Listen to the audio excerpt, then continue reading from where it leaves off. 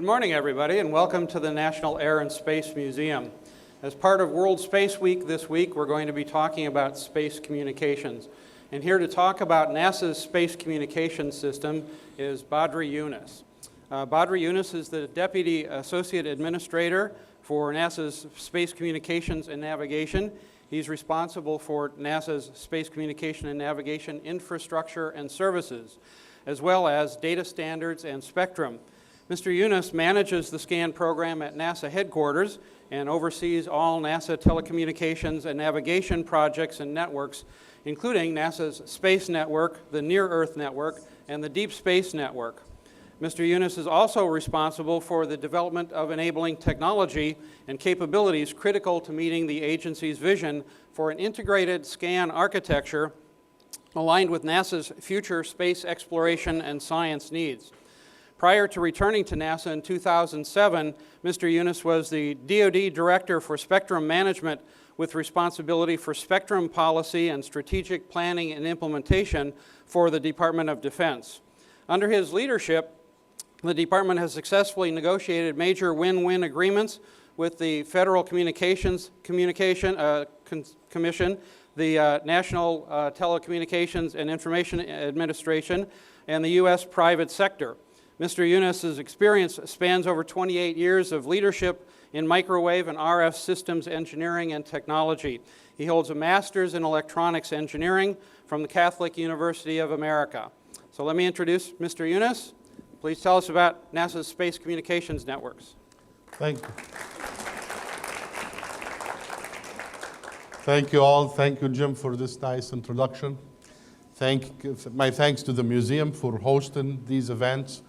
To provide some information about, the way NASA conducts business and also where we are going in the future, our exploration program, be that robotics or human-driven.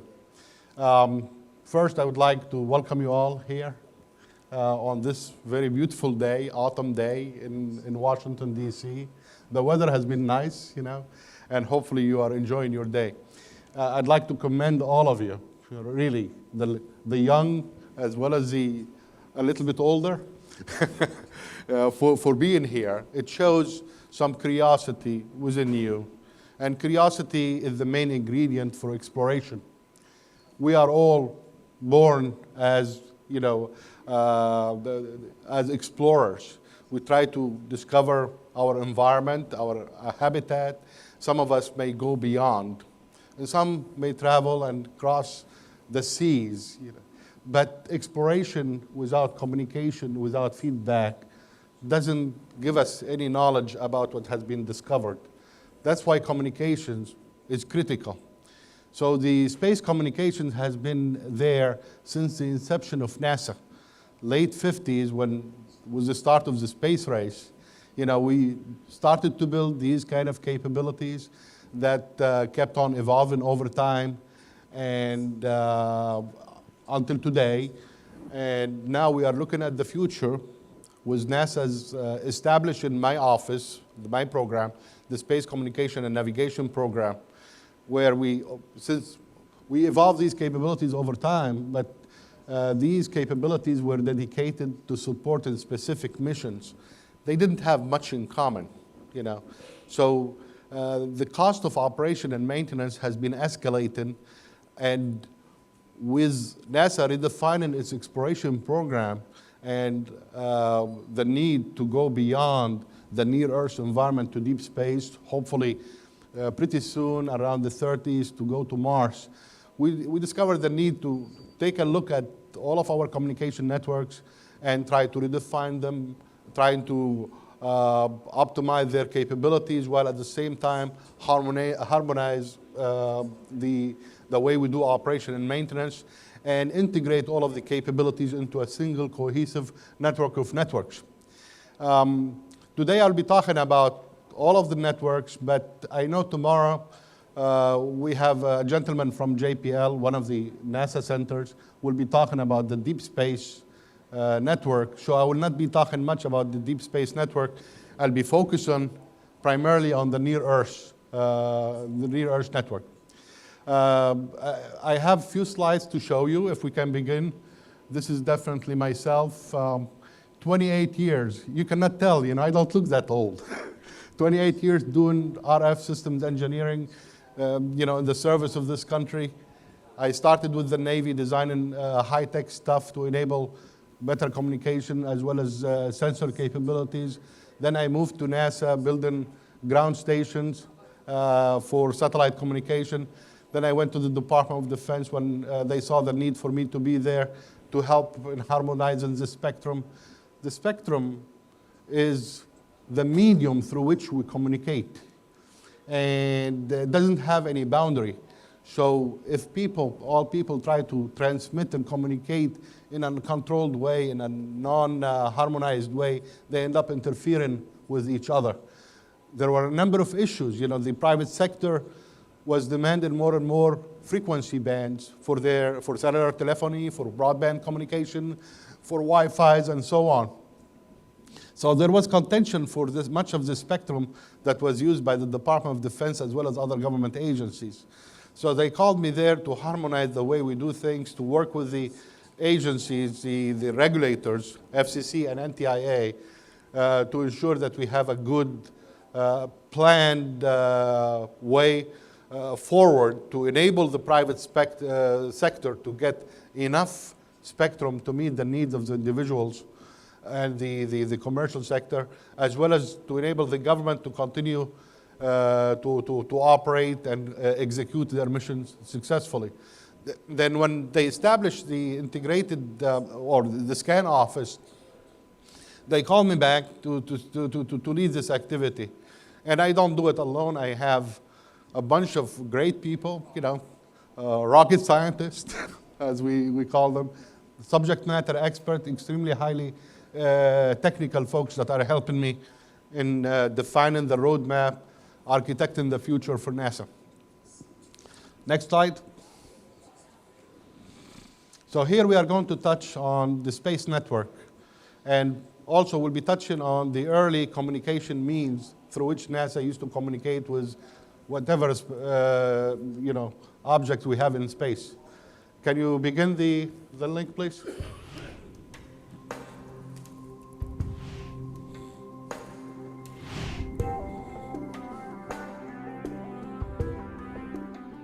NASA's constellation of tracking and data relay satellites, TDRS, are the critical link for continuous space communications.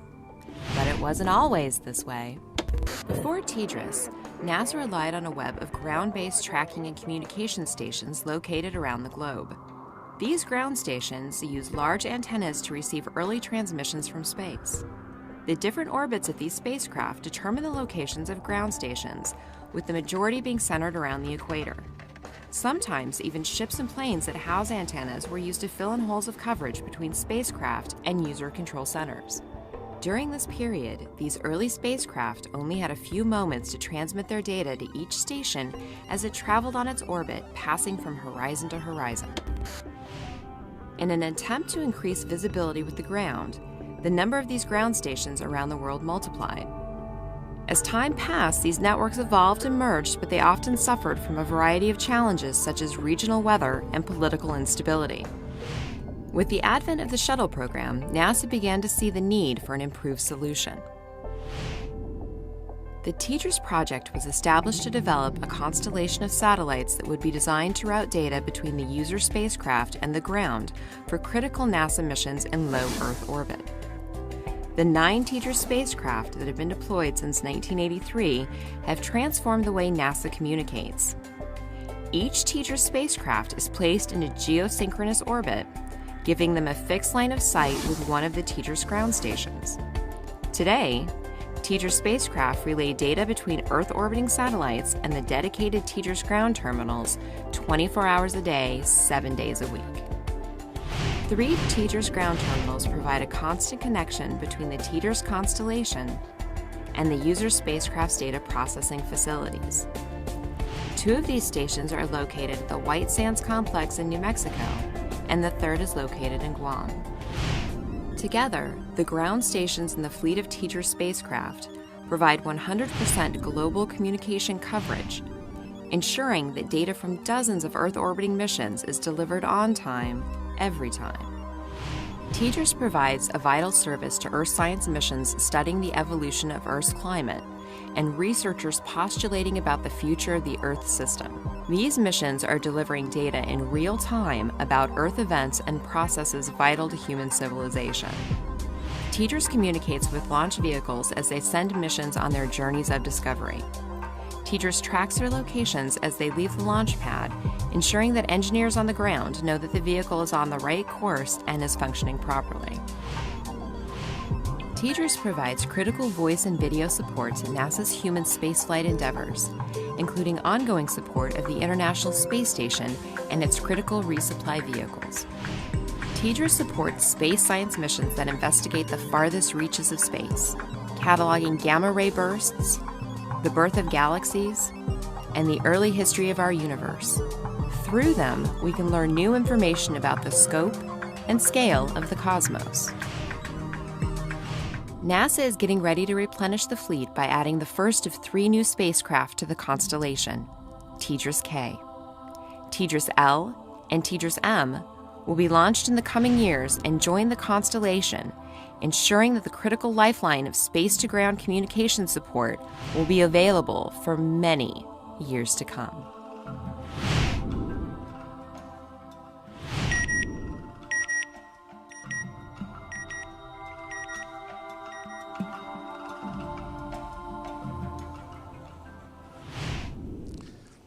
This video is a little bit old, 2 years old. We have since launched K and L, 2 new TDRSs, and we'll see the launch of one of these spacecraft a little bit later on. But as the video mentioned, prior to TDRS, we had ground station all over the world, and they evolved over time to meet the need of the human space flight primarily, but also to support some of the early deep space activities, as well as the study of the Earth, the satellite, that study the Earth, the near-Earth activities. And we started in the late 50s using the UHF, operating around the 108 megahertz, with ground station, if you look at the line, the meridian, the 75 west, we had station all over the coast, all the way down to South America, located at this longitude, to provide tracking support to the spacecraft. You really need, in order to support a spacecraft, and you need to navigate it, you need to know where it is, and to get some position on where it is, to be able to communicate it and to be able to steer it in the right way. So in addition to that, we needed ground station all over the world, to provide support to our spacecraft, as well as the human spaceflight program. And because you cannot put stations on water, we could. Sometimes we use ships to provide some support, and we used airplanes, but these are extremely costly. We had to distribute our stations all over the world. We needed at least 18 stations, plus boats, plus aircraft, to provide that support. And even with that, we only provided 15% coverage, 15% of the time. We used to have blackouts all the time, and that was not good for the human spaceflight, because you need the continuous communications. So around the mid-70s, next slide. Around the mid-70s, we came up with this concept by putting 2 data relay satellites acting like bent pipe. Like, you remember when you used to be kids, and for the kids of you, do you remember the games you play where you put a mirror to see what's on the other side? That's what they do. From way up high, we have much visibility of the globe than when we are closer to the planet. So we put them in a geosynchronous orbit, fixed with respect to Earth. As the Earth moves, they move along, but they appear to be fixed to that spot on the ground. And with that, we were able to see much of the globe, except, there was a sliver of the ground that was not visible. It was where it was not visible below 1,200 kilometer. And for that, we found a solution. We put another data relay station over there to communicate with the TDRSs and to close the coverage to be able to get 100% coverage. So anything that happened below geosynchronous orbit, 30,000 kilometers up in space, we can support it in near real time. So that's why we can have, we say with TDRS we achieve the global coverage of the Earth and activities below. And that was critical to the human space flight, and it was driven by the need of the space orbiter and as well as the space station to provide that continuous coverage. And with TDRS we were able to see the pole, and we provided the kind of communication that was needed at both in both Antarctica and the North Pole, because of their location, they have that kind of visibility of the planet. So we made major progress, and with just this kind of infrastructure, we're able to disband, to retire most of the stations that were on the ground. And these stations were not in a friendly environment. We had a station in Africa, in Senegal. We have a station in other areas where the political environment and the kind of security that you need to operate safely were not there. Plus, every time we had a problem, we had to ship people to fix that problem, get back, as well as the cost associated with maintaining and operating such a large number of stations.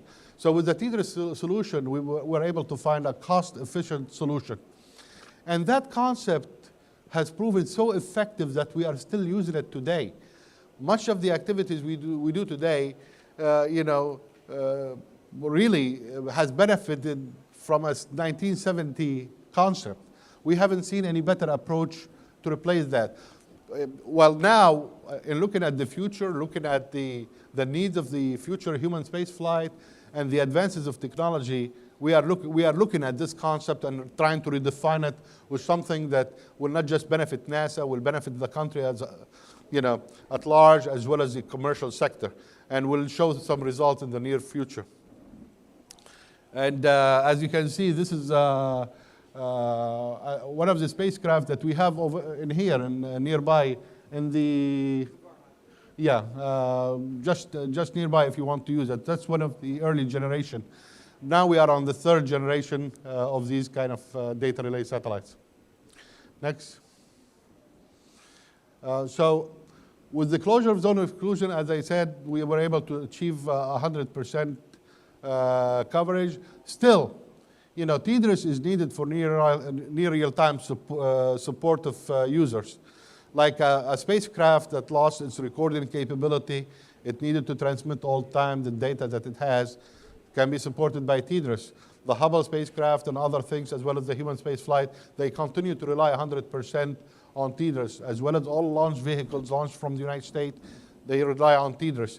But the Near Earth network kept on evolving. It caters to these class of users that study the Earth. In order to study the Earth, you need to be, in an orbit, a polar orbit, going around the globe in a repetitive motion. So you'll be able to take measurements and data, and next time around you go over the same point, so you get also data on that location, so you can study trend.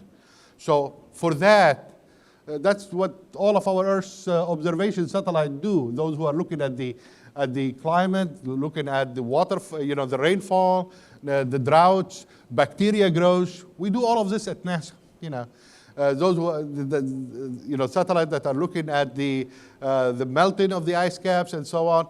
Much of the data is dumped over the North and South Pole. That's where they have the most contact with the spacecraft. And it's pretty efficient operation. It relies on the private sector. We buy services from commercial providers, as well as we have stations that we still maintain and operate ourselves. NASA's policy, every time there is a capability that can meet our need available in the private sector, we go and get it. NASA is a research institution. We are not into the routine operation and maintenance. We'd like to work on technology. We'd like to work on new concept. We would like to define the future. But sometimes we have unique needs that the commercial sector cannot meet. And it's a more cost efficient for NASA to build and deploy and operate. And even when we do that, we manage it ourselves, but we rely on the commercial sector to operate and maintain them for us. Next chart. Similarly, the Deep Space Network also started in the late 50s and experienced an exponential growth over the 60s and early 70s with much of the early missions, Pioneer, and so on, to culminate with the launch of Voyager, late 70s, and Voyager 2 in early 80s. And Voyager, this is the spacecraft that you've heard probably has left our solar system, now is located in the interstellar region. Tens of billions of miles away from Earth.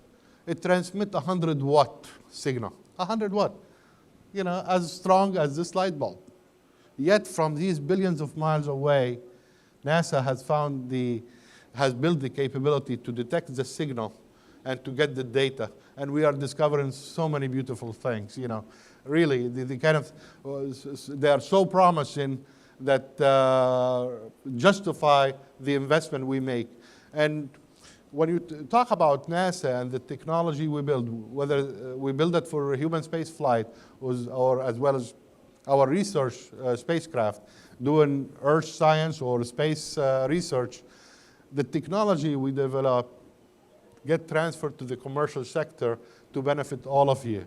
From the clothing you wear, to the food you eat, to the communication devices that you utilize.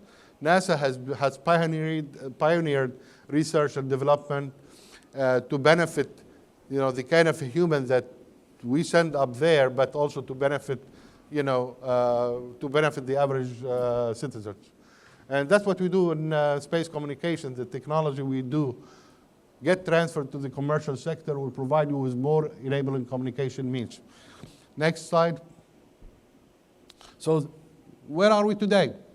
3 networks catering to different types of customers.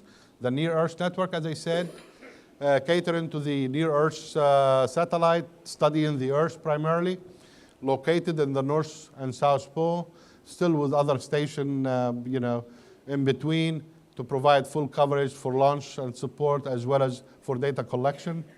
We have a constellation of about 9 satellites. Actually, now we are 10, but we are about to retire one of them. That includes first, second, and third generation with the launch of the KNL that the video talked about. And we also have the Deep Space Network, 3 big stations located about 120 degrees apart worldwide. We have one in Goldstone, Fort Irwin, yeah. And we have one in Canberra, Australia, in the southern hemisphere. And we have one in Madrid. And they deploy antennas as big as 70 meters. And they use the most sophisticated technology to detect signals so buried in noise. We use antenna dishes. You can think of a dish as like an ear. And people talking, and you try to focus on what they are saying. The bigger the dish, the more focus you get, the more power, directed toward the one speaking to you. And then they go further and further. You need the dish to grow. You need the ear to grow. So these are our ears and also our eyes into the skies. And we have done magnificent things with them. However, I talked earlier about the contention for spectrum. Everyone wants this prime real estate, lower frequency band, where it's easy to operate. As you go up in frequency, you need not only line of sight, anything that happens in the atmosphere can interfere with your way to communicate. Aerosol, clouds, rain, the vapor water vapor. The oxygen molecules can also interfere with that signal. And because we are trending up in frequency, not only because of the contention for spectrum, our needs. We are, using highly sophisticated capabilities, synthetic aperture radars, with such a precision and accuracy, requiring huge bandwidth to operate. So that bandwidth is not available at the lower frequency band. They are available at the high frequency band. And so we got all the way to the KU and KA band, and that's around the 30 gigahertz range. And we are looking at the future, and with investment in the kind of technologies that can give us better performance and lower cost. Next slide. That's how, and you will see more detailed explanation tomorrow, how we have moved from the S band to the X band and to the Ka band and the optical. Definitely the pressure on the spectrum has been a driver, but also the needs of our users. The other day we launched, just a few years ago, we launched the Mars laboratory, the MSL. And I hope many of you have saw the wonderful landing of the MSL on the surface of Mars. We did it with such an accuracy that no one else can do it. And we are helping other agencies, space agencies, to do the same thing. Getting that spacecraft to land where it is, it's like if you are playing golf, shooting the golf ball from New York, Long Island, and making birdie somewhere in Australia, Canberra. That's how difficult it is. But that's why they pay us good money, because we have good people, mathematicians, physicists, engineers, and so on, to make that happen. But when that spacecraft was landing, many people looked at me, and I was in the control room, and they said, "Don't you wish we have streaming video from Mars?" I said, I promise you, by the year 2025, you will have that capability. And that's where we are trending for the optical. The optical laser communications, can provide that bandwidth, can provide that capability to transmit a huge data rate with smaller size payloads. And smaller size is critical for a spacecraft that's doing research and science. Because the bigger the communication payloads, the bigger in terms of how much power it consumes, the volume, the weight, the less space we have for science instruments.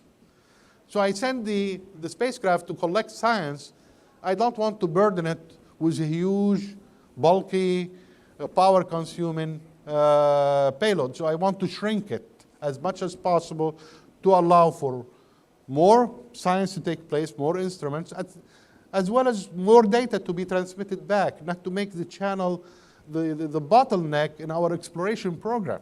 There is a difference between transmitting a few megabits per second or 1,000 megabits per second. The difference is that you will need 1,000 spacecraft to collect as much data on whatever you are studying, or 1,000 times more passes, of that spacecraft to collect that much data. So I needed to provide our future scientists, and I still need to do that, with a virtually large bandwidth, and to remove that burden off of them, and also to enable them to collect as much data as possible. And that's where we are trending for the optical. Along with the following thing, that in the past we used to rely on hardware wired instruments. Now we are moving towards software-defined capabilities. You see that in your cellular telephony. It can be reprogrammed. It can, it can look at frequencies. Can select frequency where to operate. It can do a number of things. So, when you send a spacecraft, it's hard to retrieve it to fix a problem. But when you do it in software, you can always reconfigure these instruments and these capabilities on board the spacecraft. So we have also made great progress in the area of software-defined radios and RF capabilities.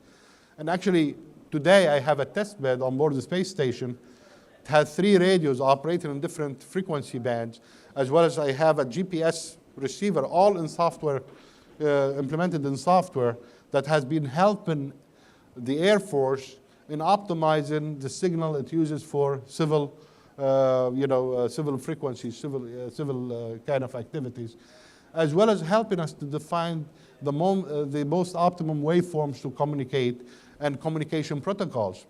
And communication protocols, NASA has been working with Windsurf.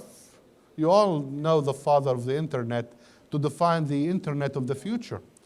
You know, the TCP has helped us for quite some time. It's helpful in an environment that's very controlled, where you don't have much delay and obstruction and congestion. But it becomes less efficient when you have such a, when the dynamics of the network becomes so extensive.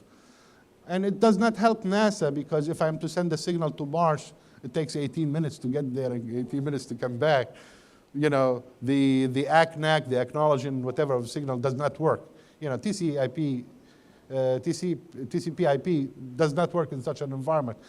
So we are working on the kind of protocols that can expand the virtual bandwidth available to us, and applicable very much even on the ground, you know, in highly congested environment, in an environment where you have networks constantly forming on the move in a very ad hoc way.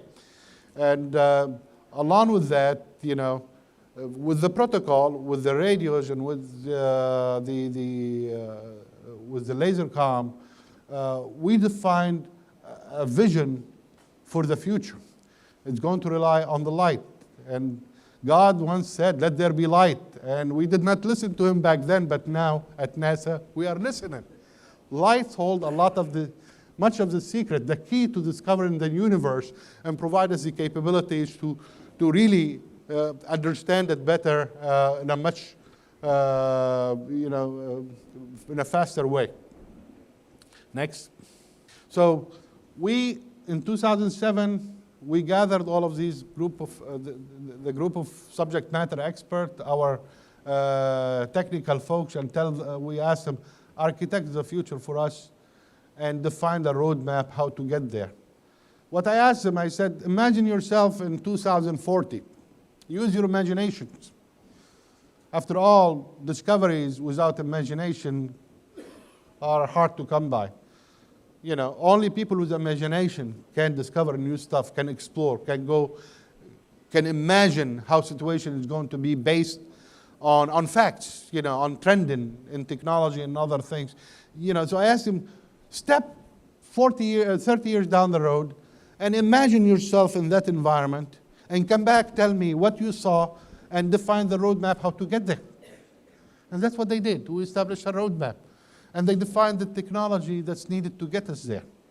And we have been investing in the past few years primarily in this technology. We reduce our investment elsewhere just to concentrate on the capabilities that are going to make sense for the agency to get it where it needs to be in the 21st century.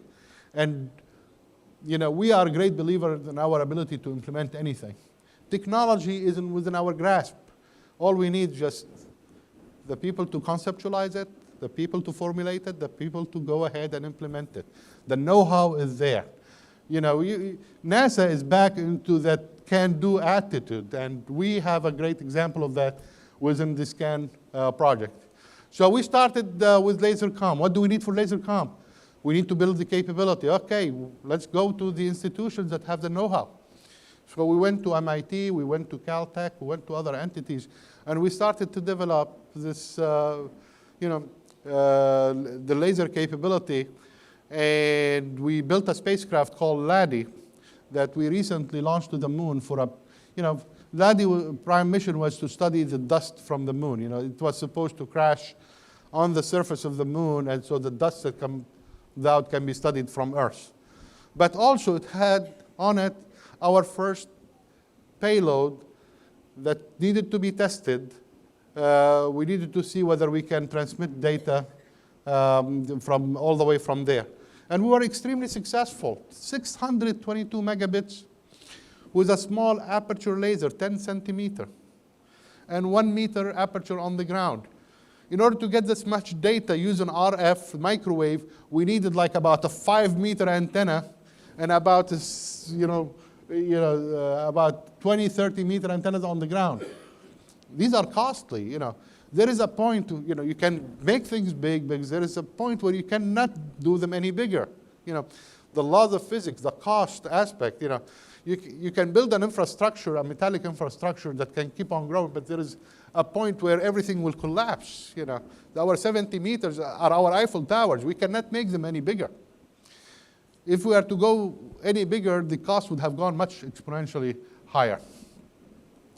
So we started with that experiment, and we demonstrated that we can transmit a very weak signal, half a watt coming from all the way in the moon, all the way down to Earth 622.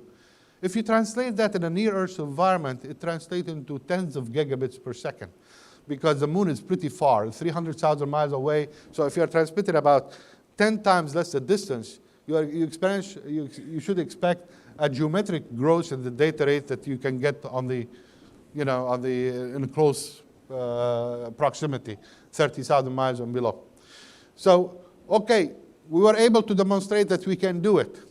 And not only we did it, we also communicated with other backup stations that were not part of the project to show that we can be compatible with other space agencies. So we worked with the European Space Agency. We were able to transmit also and them receive the data. So communication through laser comm or through light is possible. The next stage is that, well, I need operational capability. I need to have the kind of gizmos that can carry that payload and be able to track and point to a user going at 17,000 miles or kilometer per hour. That's pretty fast. So you have, the laser beam is so narrow.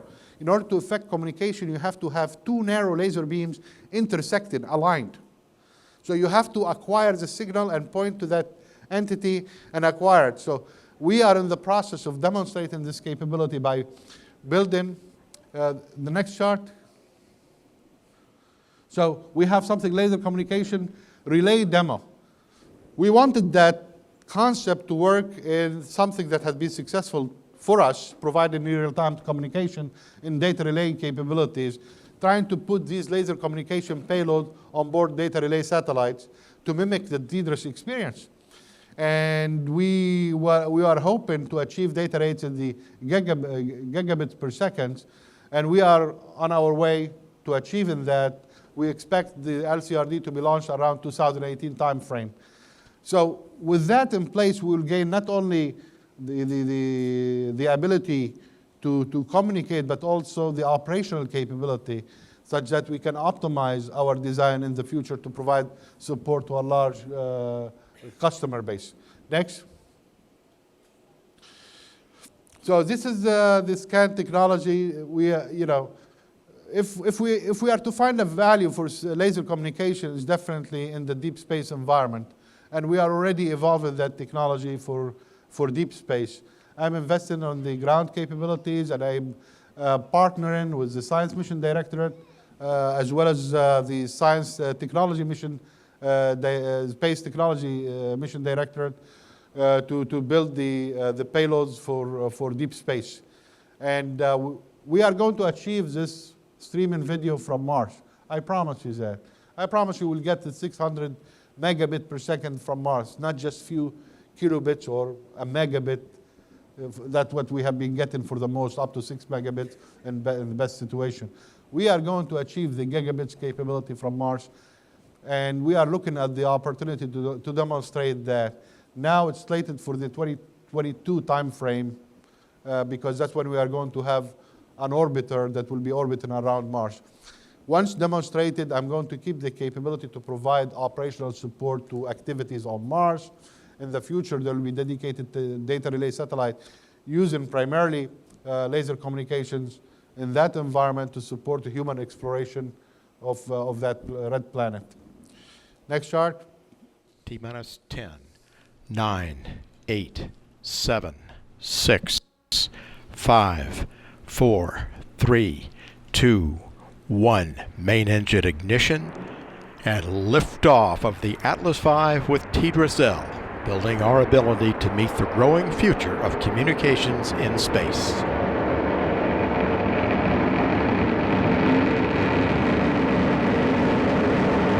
Booster view has gone to closed loop control.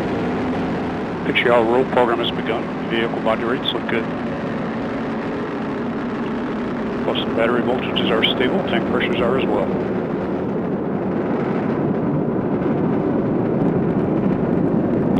Booster engine continues to look very good. Pump speeds and injector pressures are within band.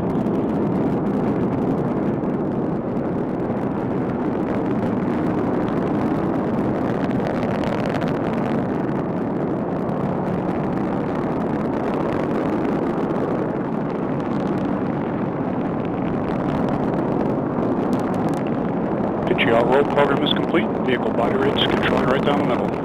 Booster engine performance continues to look very good. Tank pressures are stable. Vehicle going through the sound barrier at this time.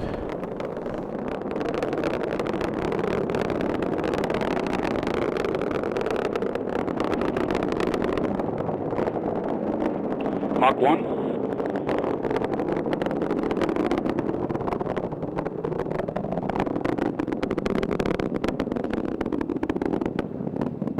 Max Q, vehicle body rates continue to look very good, controlling right down the middle. Coming up on the booster throttle back, and we have throttle back right on schedule. Engine response looks good.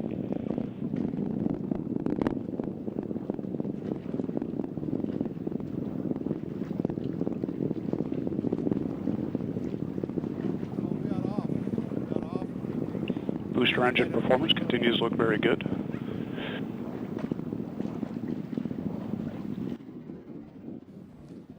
And the future really within our grasp. NASA is a great place to work at, you know, and it has been voted repeatedly as the best place to work in by its own employees. So the future is within our hands. These are very capable hands, reliable hands you can all trust. We have a few websites that you can visit, get more information about space communication and navigation that has been at the forefront of, you know, enabling NASA to meet its objective, be that human space exploration or robotic mission to do just plain science. And I'm happy to take any question you may have. Very interesting talk, thank you. What would you say to a young person today who wanted to work for NASA and maybe do some of this interesting technology and plan for the future? This is a very good question, and I see some young folks in here. Definitely, the future is in your hands. This young generation is the one who's going to carry the future, to execute NASA's mission in the future. All I tell them is that there are two things they can do, you know. Because NASA needs smart people. They need dedicated people. They need committed, disciplined people. They can work hard now while they are in school, focusing on the harder things. Math and physics and science and technology, they are at the heart of what we do. Not everything we do. There is a place for any discipline within NASA. But if you are to become one of the, you know, rocket scientists, you have to work extremely hard, especially when you get to college. Many people to go to college, they see this as an opportunity to be away from home. They discover freedom. They misuse it. They forget there is a future to build or to work for. Many of them, they enjoy themselves for 4 years. They end up getting a degree, end up struggling for the rest of their lives. While there are some people who work extremely hard for just 4 years, and the rest of their lives is easy. Everything is like offered to them on a silver platter. Work hard, that's all I have to say. You know, focus on the, you know, on solving difficult challenges, because everything will become easy. If you are focusing on the easy stuff now, even the easy stuff will look challenging in the future. That's what I say. Don't waste time. Still, you have to live your lives. Have fun. We had a lot of fun when we were back in school and in college, but we still gave enough time to the hard stuff. We studied the hard courses. And we never run away from facing challenges. Hello. With respect to the spectrum that you're talking about, the laser spectrum, what about security and encryption with that compared to the current just legacy modes of communication? This is also a good question. Definitely, we are becoming more and more dependent on internet, cybersecurity at the heart of, at the center of our attention, not only ours, but also Homeland Security is looking at that just to show you what kind of a problem it is. And we are actively involved with with other entities in finding new encryption schemes and so on. When we go to laser communication, we're already working on something we call quantum entanglement. And quantum entanglement is a new concept, not only provides us with secure keys that takes millions of years to break, but also can give you, more virtual bandwidth. It can, especially when you are working with light, it can expand the bandwidth about 5 times what it is. So instead of like a few hundreds of gigahertz, you start to get something in the terahertz and beyond. So security is at the heart of what we do. And that's a very good leading question. In defining and architecting now and conceptualizing the next generation data relay satellite, we are not just thinking about ourselves. We are really looking at the country, at the industry, space industry, satellite industry. We are saying if we are to build the next generation satellite, it better be something that other people can copy and people can build to enable some compatibility up there and interoperability. So we are working on something that may expand to allow the country to move internet from the ground into space. So much of what you are doing on the ground, will be able to do it in space by having the kind of technology and the compatibility of standards deployed by the industry as well as government entity when they launch their future spacecraft. And that's something we are working with the administration, who's working extremely hard to find an initiative to stimulate the technology sector and the private sector. That's something NASA will be proposing to the administration pretty soon. And hopefully, collectively, with other federal agencies, we can build at least the backbone of a data relay, not only a data relay, but a network in space. So security is critical.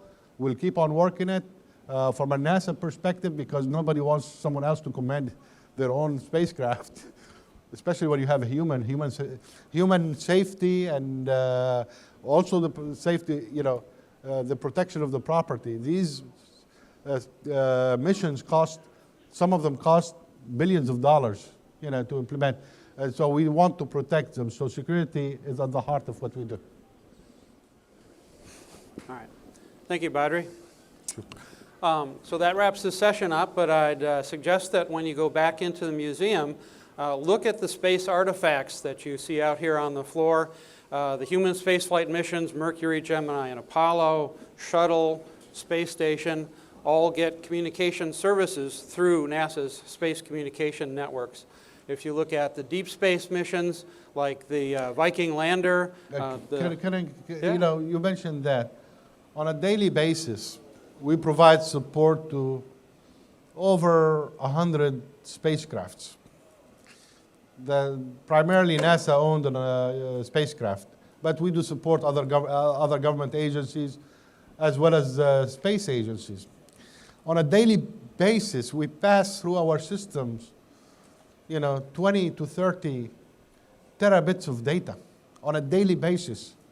If you are to gather all of the information contained in the Library of Congress, you may get a few terabyte. We pass much more than that on a daily basis. Just the information is power. Information is all of what we are all about, and information security is critical. So it's embedded in all of our culture and discipline. So think about that. The Hubble Space Telescope that's out here, the beautiful pictures that we've gotten back from space all come back through these space communication networks. The Mars rovers, Spirit and Opportunity in the gallery upstairs. Again, all that data comes back through the Deep Space Network. So between the Deep Space Network, the Space Network, and the Near Earth Network, those three combined to provide coverage to over 100 satellites per day. And that's how space scientists do their research, is by getting all that data back. So think about that as you tour the museum today. Now, as part of the World Space Week, we're going to have 2 more lectures in the next 2 days. Tomorrow at 11 a.m., I would like you to join us and discover the Deep Space Network. That will be at 11 a.m. tomorrow morning. And then at Wednesday at 1 p.m., we'll be talking about communicating with humans in space. So I'll be talking about the human space flight missions. Both of those talks will take place here in the Moving Beyond Earth Gallery and will be broadcast on the web. So you can see the webcast link on the National Air and Space Museum's website. So thank you for coming, and have a Before leaving, I just one last word. I understand we are on the online and the internet. My message to all of the young folks: if you believe you have what it takes to really work for NASA, working for NASA is possible. Just contact us, and we have a number of co-op programs, internship program. If you have the kind of capabilities that we are looking for, we'll work with you to grow it and make it possible for you to follow this discipline and become the future explorer, if not the future astronaut. Again, NASA is waiting for you with open arms. Thank you. All right. Thank you, Badri. Thank you.